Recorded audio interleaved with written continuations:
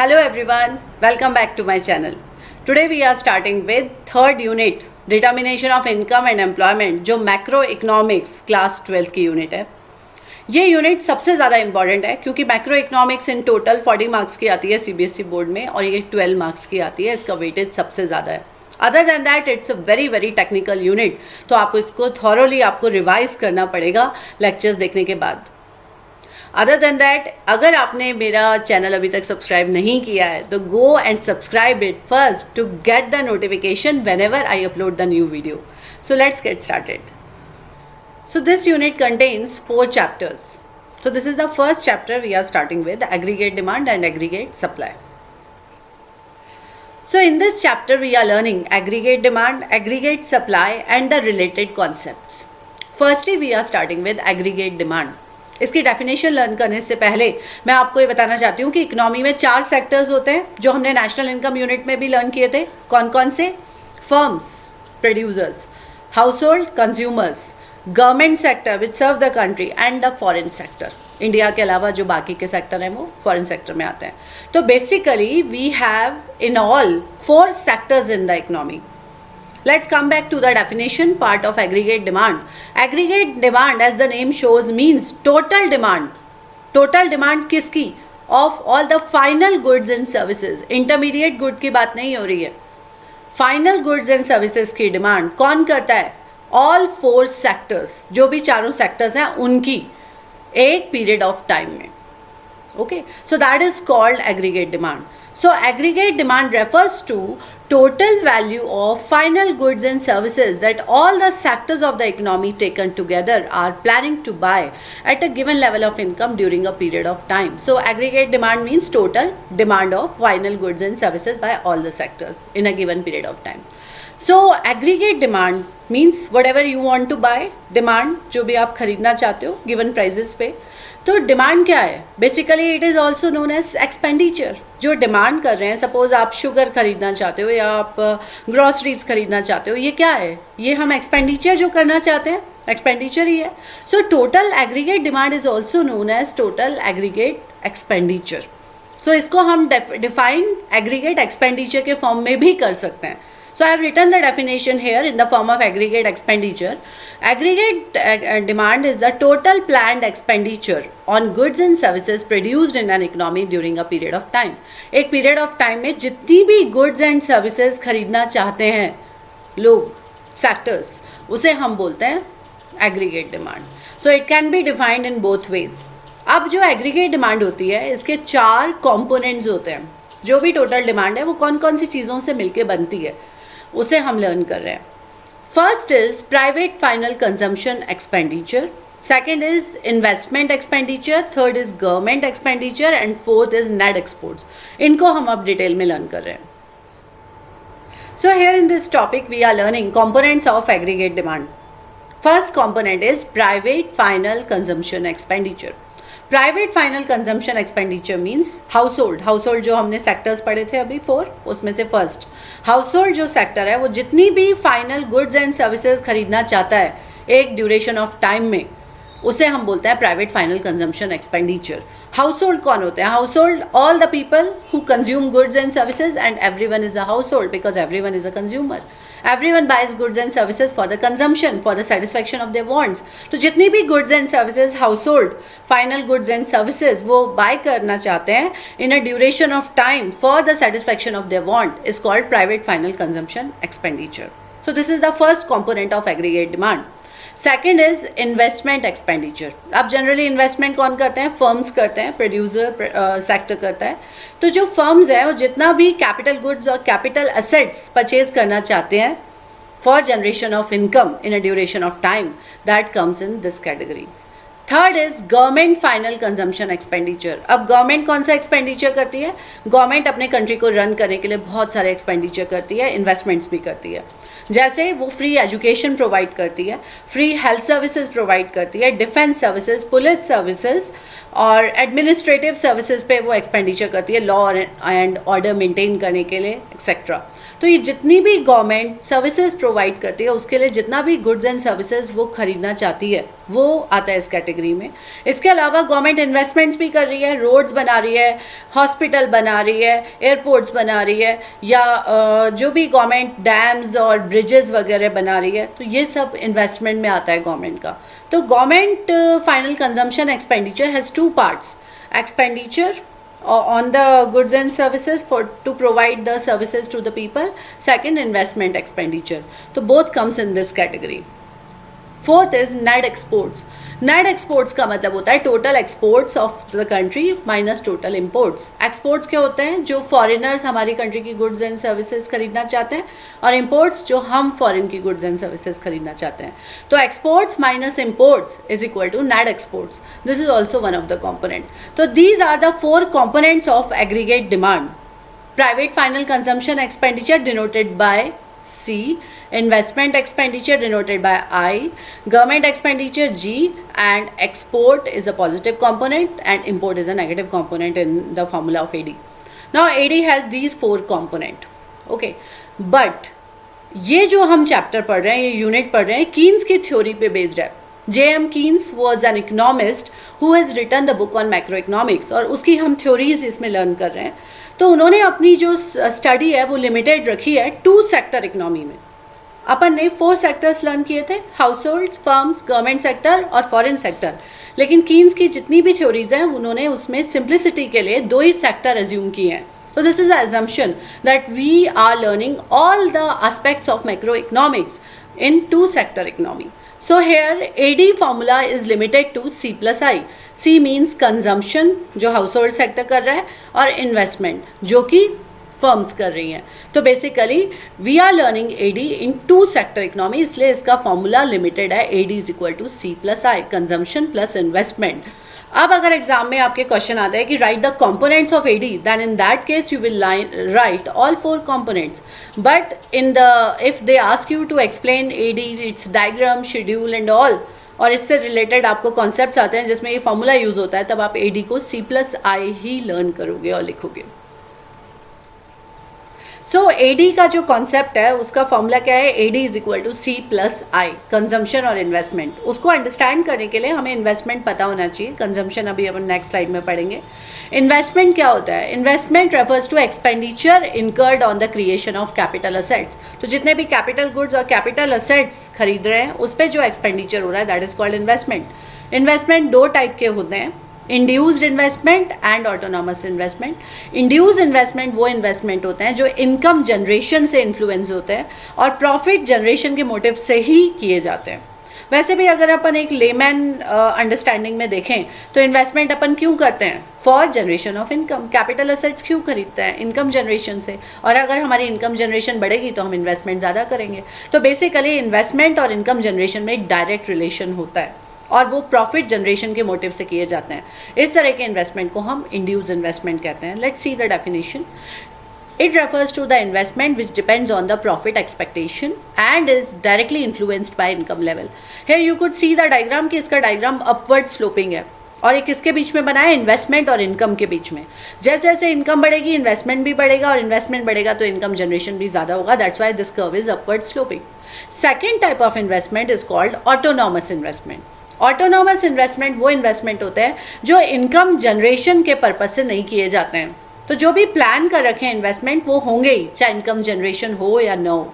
The investment which are not influenced by the income generation. अब ऐसे कौन से इन्वेस्टमेंट होते हैं जिनका पर्पस इनकम जनरेशन नहीं है? गवर्नमेंट सेक्टर मेनली करता है।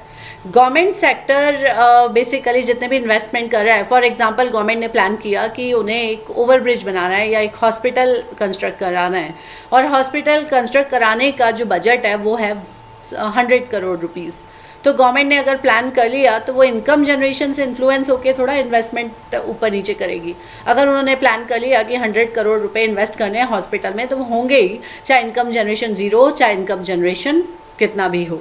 So that type of investment is called autonomous investment. इसका अगर अपन डायग्राम देखते हैं तो आप देख रहे हो कि इन्वेस्टमेंट का कर्व है, वही इन्वेस्टमेंट और इनकम के बीच में बना है। जीरो इनकम थी तब भी कुछ इन्वेस्टमेंट था, और आगे इनकम वाई हुई तब भी उतना ही इन्वेस्टमेंट है, y1 हुई तब भी उतना ही इन्वेस्टमेंट है। दैट मीन्स इनकम के बढ़ने पर भी इन्वेस्टमेंट में कोई चेंज नहीं आ रहा है, जितना प्लान हुआ था उतना ही इन्वेस्टमेंट हो रहा है। That type of investment is called autonomous investment. Basically Keynes ने अपनी जितनी भी थ्योरीज वगैरह जो एक्सप्लेन करी है मैक्रो इकोनॉमिक्स की, उसमें ऑटोनॉमस इन्वेस्टमेंट ही लिया है। तो all the diagram and all the concepts which we are learning in this unit are based on autonomous investment, which is parallel to x-axis. So in this topic we are learning behavior of aggregate demand. Just now I told you AD is equal to C plus I. I means investment, जिसे अभी अपन ने learn किया था, induced investment, autonomous investment, और मैंने आपको बताया था कि हम ऑटोनॉमस इन्वेस्टमेंट ही लेते हैं। उसके अलावा consumption. So what is consumption? So consumption means the expenditure done by household on the purchase of final goods and services. तो final goods and services खरीदने पे जो भी consumption कर रहे हैं वो। अब consumption की एक कैरेक्टरिस्टिक होती है कि consumption कभी भी ज़ीरो नहीं होता है।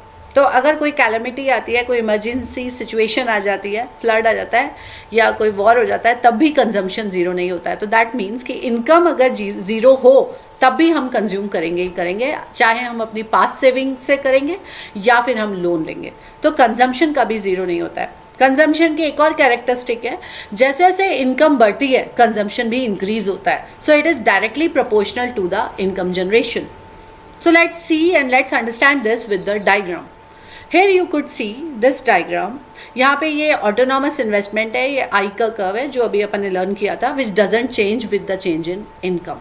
ओके, देन ये जो कर्व है एस सी, ये किसका कर्व है? कंजम्पशन का कर्व है। और आप देख रहे हो कि यहाँ पे हमने एक्स एक्सिस पे इनकम ले रखा है और वाई एक्सिस पे एग्रीगेट डिमांड ले रखा है। और जब इनकम ज़ीरो थी तब भी मिनिमम कंजम्पशन हो रहा था। इनकम जनरेट नहीं हो रही है तब भी कंजम्पशन होगा ही होगा फॉर सर्वाइवल।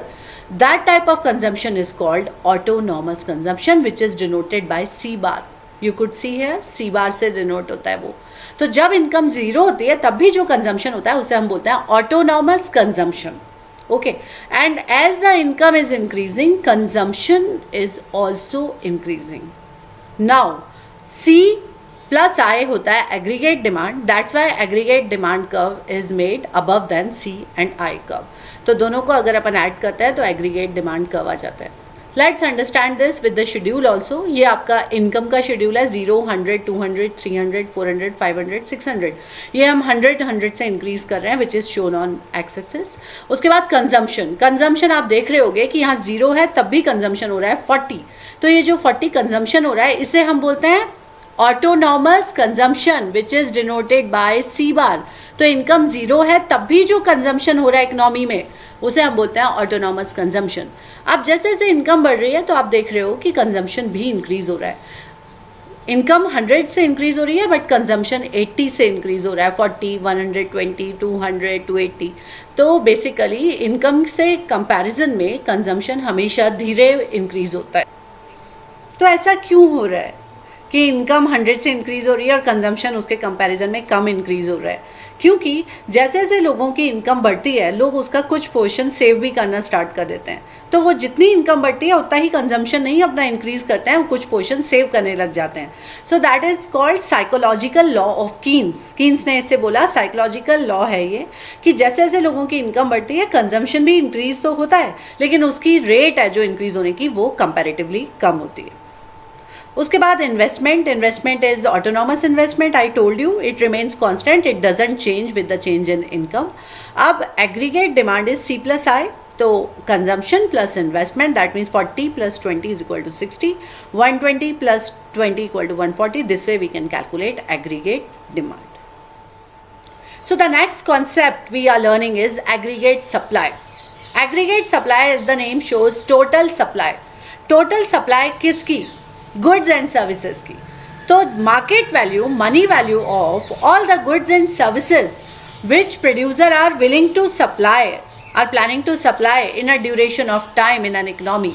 इकोनॉमी में प्रोड्यूसर जो भी गुड्स एंड सर्विसेज सप्लाई करना चाहते हैं टोटल, उनकी money value is called aggregate supply. So let's learn the definition of this. Aggregate supply is the total amount of money value of goods and services that all the producers are willing to supply in an economy. अब producer ने जो भी production किया, जो भी output produce कर रहे हैं, वही तो वो सप्लाई करेंगे। तो basically aggregate supply is also equal to total output produce by the producer. तो जितनी भी final goods and services producer produce कर रहे हैं वही एग्रीगेट सप्लाई होती है। तो that's what is written here कि aggregate supply is also equal to total output. अब जो भी प्रोड्यूसर प्रोड्यूस करते हैं उससे क्या करते हैं, मार्केट में सेल करते हैं। उससे क्या जनरेट होती है, इनकम जनरेट होती है। उस इनकम को प्रोड्यूसर अपने पास रख लेते हैं सारा, नहीं, they distribute in 4 factors of production, land, labour, capital, entrepreneur. ये 4 फैक्टर्स ऑफ प्रोडक्शन होते हैं जो मैंने आपको नेशनल इनकम चैप्टर में भी एक्सप्लेन करे थे। तो जो भी प्रोड्यूसर आउटपुट प्रोड्यूस कर रहे हैं, जितने भी रुपए का प्रोडक्शन हो रहा है, उस पैसे उसको वो सेल करके जो भी इनकम जनरेट होती है उसको वो 4 फैक्टर्स ऑफ प्रोडक्शन में डिस्ट्रीब्यूट कर देते हैं। तो जितनी भी इनकम जनरेट हो रही है इकोनॉमी में एक ड्यूरेशन ऑफ टाइम में, that is called national income, and total output produce is also called national income. तो basically aggregate supply is equal to total output produce, और whatever amount of output is produced वही उतनी ही economy में income generate होती है 4 factors of production की। So that's why it is also equal to national income. अब economy में जो भी नेशनल इनकम जनरेट होती है उसका क्या होता है, इनकम का क्या होता है, लोगों की जो इनकम आ रही है वो उसका क्या करते हैं, या तो कंज्यूम करते हैं या सेव करते हैं।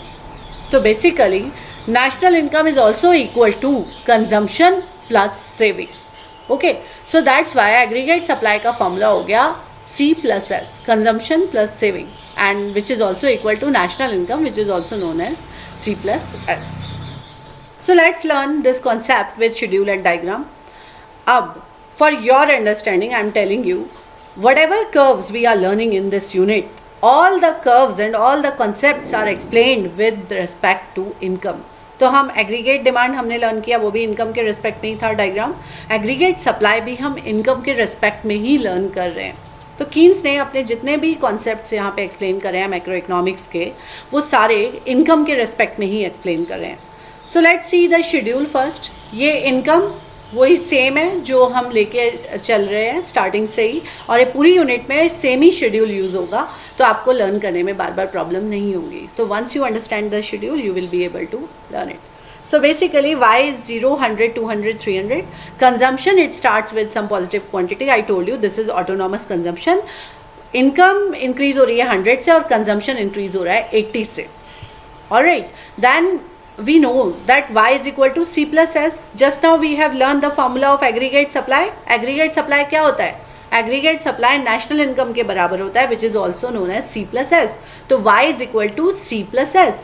तो y में से अगर हम कंजम्पशन माइनस करेंगे तो s आ जाएगा, सेविंग आ जाएगा। तो this way we can derive saving. So here you could see by subtracting consumption from y we get saving. 0 minus 40 is equal to minus 40. 100 minus 120 is equal to minus 20. 200 minus 200 is equal to 0. 300 minus 280 is equal to 20. This way we can derive saving. तो अब अपन को पता है कि s का क्या formula होता है, C+S। तो C+S करेंगे तो AS आ जाएगा। So that means 40 plus minus 40 equal to 0. 120 plus minus 20 is equal to 100. And we know that AS and income are one of the same thing. तो आप देख रहे हो कि इनकम जो आ रही है वो ही अपना AS आएगा। इसका डायग्राम देख लेते हैं। यहाँ पे आप देख रहे हो कि इसका ओरिजिन से स्टार्ट हो रहा है AS कर्व, और यहाँ पे AS शो रखा है और यहाँ पे इनकम शो रखी है, जो कि एक ही चीज़ है। एग्रीगेट सप्लाई और national income are one of the same thing. तो बेसिकली एक्स एक्सिस और वाई एक्सिस पे एक ही क्वांटिटी शो रखी है। दैट मीन्स हम वाई और AS के बीच में कर्व बना रहे हैं। तो फर्स्ट 0 0, दैन 100 100, दैन 200 200। तो बेसिकली सपोज अपन यहाँ देखते हैं 400 है तो यहाँ पे भी ये 400 ही है, या यहाँ पे 500 है तो ये भी 500 ही है। सो बेसिकली एक्स और वाई एक्सिस पे सेम क्वांटिटी शो रखी है। और एक क्वाड्रेंट का एंगल क्या होता है, क्वाड्रेंट का एंगल 90 डिग्री होता है। If we are showing the same quantity and same concept, a curve would be a 45 degree line. Okay, so that means ये जो AS का कर्व है ये 45 डिग्री के एंगल पे बनेगा।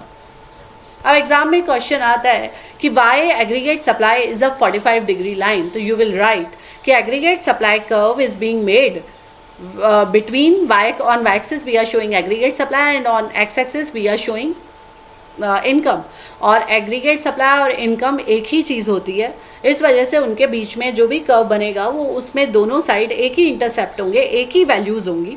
That's why the curve would be a 45 degree line and it's an upward sloping curve, क्योंकि जैसे जैसे इनकम बढ़ती है एग्रीगेट सप्लाई भी बढ़ती है, बिकॉज दोनों एक ही क्वांटिटी है.